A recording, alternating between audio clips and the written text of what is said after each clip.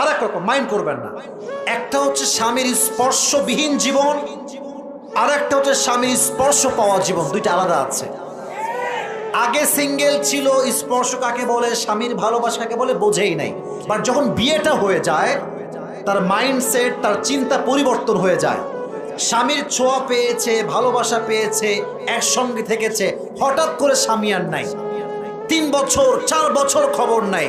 তখন তার ভেতরে যে একটা চাহিদা, এই চাহিদা, তার যৌবনের চাহিদা, তার চরিত্রকে নষ্ট করে দেয় যুবক ভাইরা। কথা কি আপনারা একমত আমার সাথে? একমত?